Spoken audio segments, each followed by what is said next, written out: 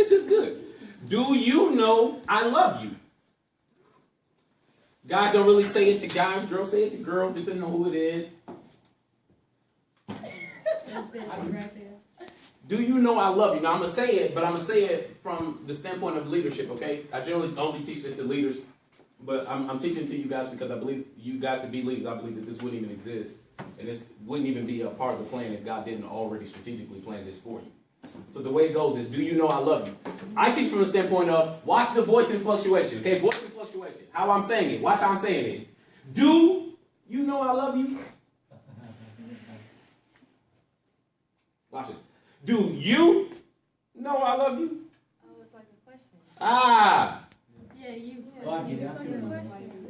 Do you know I love you? That's good, right? It takes a totally different spin every time I say it because of what I put emphasis on. You have a responsibility to put a great emphasis on every single word. Do you know I love you? If you said that, you can feel the strength of me saying it. You don't even know me, but you can feel the strength of me saying it because I can say every word. But what happens is we start to pick and choose. Do you know I love you? No, you love, but I don't know if I'm the person that love you. I'll show you. God's plan for us is to move through these different stages of love. Let's talk about the first one. The first one is storge. S-T-O-R-G-E. Storge. I got my own notes.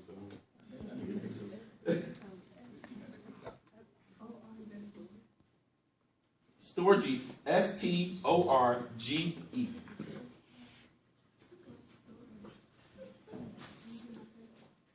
It is defined as a fondness through familiarity. Fondness through familiarity. So I'm going to show you what generally happens at this point.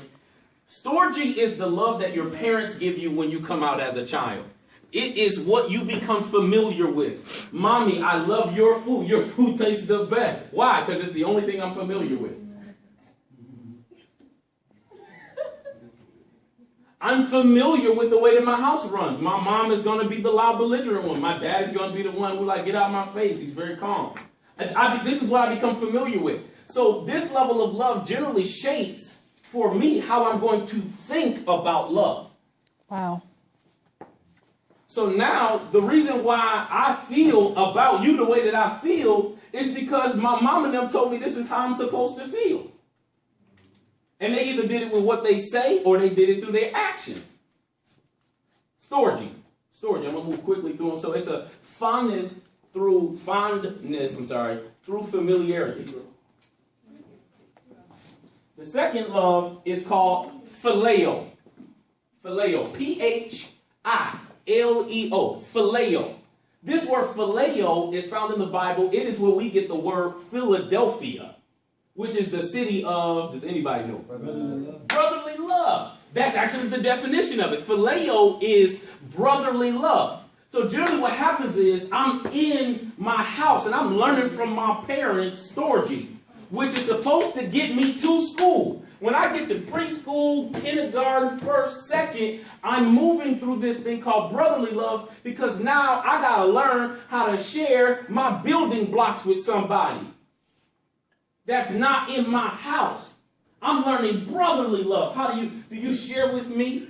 Is it cool? Do we just go trip people in the hallways? Whatever it is, we're going to share a common brotherly love.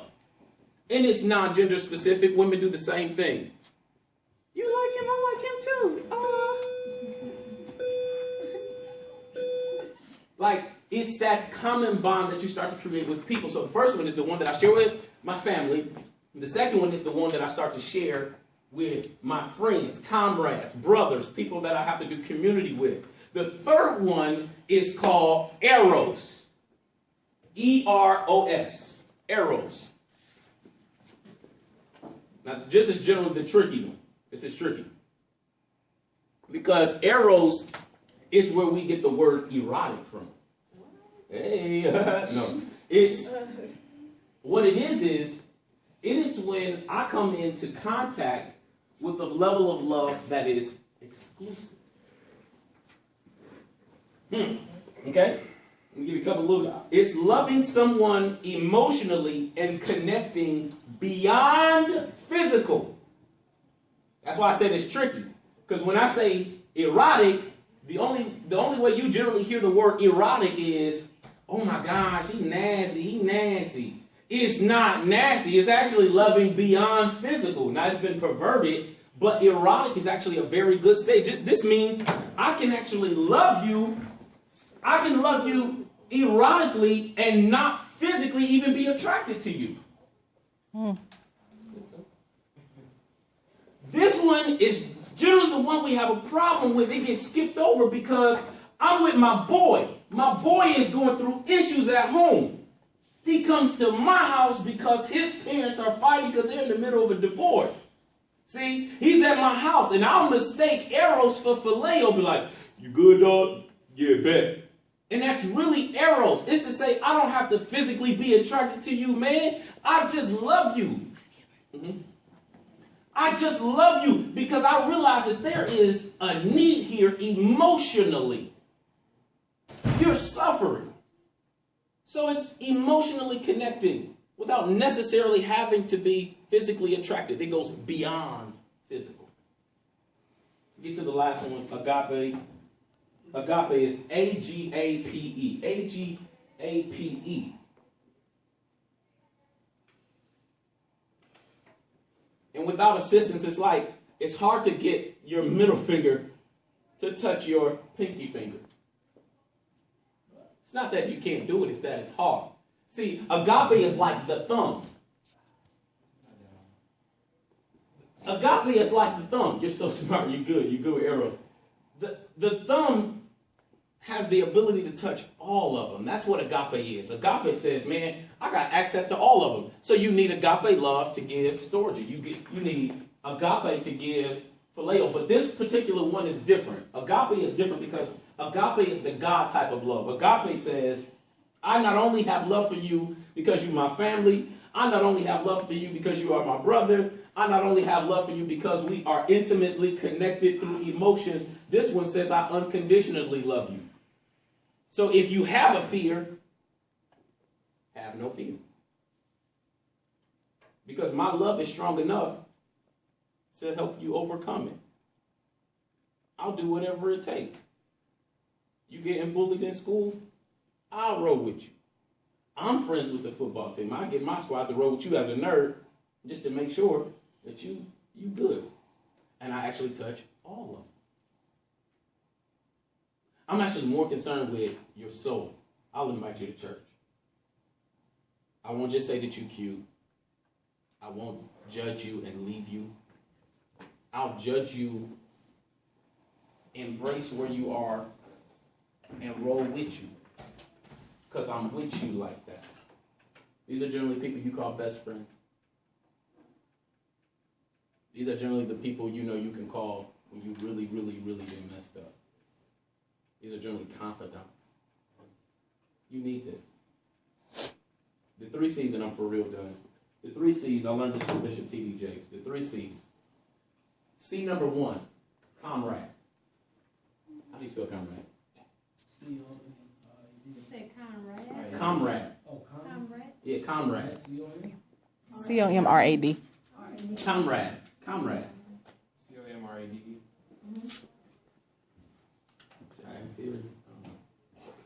Comrade. Comrade. A comrade is... Yeah, that's right. C-O-M-R-A-D-E. Okay. D-E? Yeah. No. D? D? D? Okay. D. Okay. Just right here. Thank you. Thank you. A comrade is somebody that is against what you are against. They be like, man, that dude a fat. I don't roll with him. So you be like, yeah, I don't roll with him. Now, it's not necessarily that this person is for what you are for or willing to go and do whatever you go do. But when it comes to this specific issue, I'm about to say specific like a true Yes. When it comes to this specific area, me and you, we roll together. I can't stand them. The second C is a constituent. Spell like Constitution. Constituent. C-O-N-S-T I-T. U-E-N-T. U-A-U-N-T. U-E-N-T. E-N-T? E-N-T, yeah. Constituent.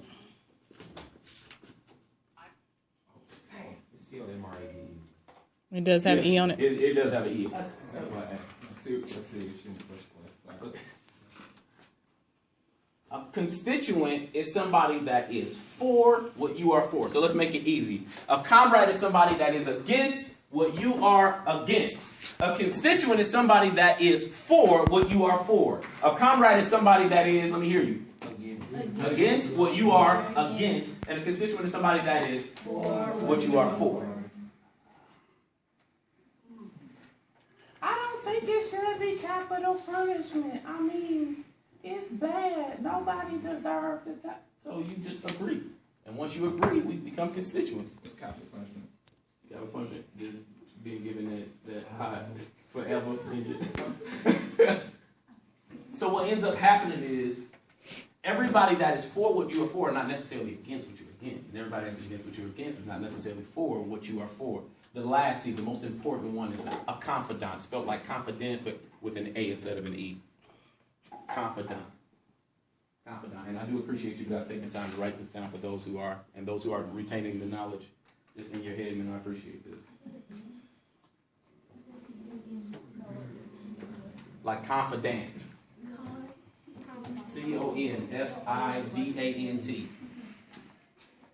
I believe. A confidant. Does anybody know what a confidant is before I say it? Sounds familiar. Most of you guys actually have them. Somebody you trust. That's good. That's one component in it. A confidant is someone who is not necessarily against what I am against. They are not necessarily for what I am for, but they are for me. You're for me. You know what? I made a mistake. I actually did have sex. I let him take my virginity. I got drunk at the party. I did something really, really dumb. But you are so for me that it don't even matter what I do. You're in my corner about it. Right or wrong, you're going to roll with me. I may have to suffer my punishment. You're going to roll with me. A confidant. So a person is a comrade, and that's somebody that is against what you are against. There's a constituent. That's the person that's for what you are for. But a confidant is somebody that is just for you. And confidants would just, that's my bestie, whatever, BFF, whatever you want to call it. This person is generally the person who helps you overcome fears. So they help you with that agape love. You don't really get too many confidants in life. Mm-mm. You don't really get people you can trust. Not like that. You be like, I can tell you this, I can't necessarily tell you this. But the whole goal is to break the fear so that you can be what you need to be. That's the whole goal. Awesome. Do you know I love you? And that's not only a question that you ask a person. That's the question that we desire most. We want somebody to extend themselves to us in a way that makes me feel safe enough to combat my own fears so I can change my own behavior. I'm back at the top question, big time. I'm back at the top question. The question is not necessarily how you can change it, it's how can you empower me to change it. If I got insecurities, if I got bad grades, I don't need to go blowing in the air. That's not being a confidant. That's adding to my ignorance. If you're smarter in this area, I need you to actually come help tutor me. And I got to step out of my pride, be honest with myself, and say, man, I need you. One of your greatest struggles that you will ever have to face is combating your own pride. Because again, you are shaping what you like, who you like, what you gonna do. And that pride will get in the way of the real you. And you'll be popular, but you'll be failing. You will be fly, but you'll be staying behind the grain. This person right here is who everybody want to party with, but this person ain't graduating. At least not on time. When you stuck at home because you couldn't walk across the stage with the rest of your friends, then you finally want to start dealing with reality. And I'm telling you that the reality always exists. You do better to say, screw what my friends think, screw not being accountable. I need accountability. Because when I get to that place and it's from here, it's authentic. When this person is walking across the stage, this is good. This is who everybody's actually looking for. This is who God's going to judge. He's not going to judge that person. He's going to judge this person for that person. Mm. So don't get beside yourself. Come back to yourself. Deal with the reality. I may be ugly. My nose may be big. My feet may be big. I may not be popular. My parents may not can afford the clothes that everybody's wearing. Now I got to look in the mirror and say,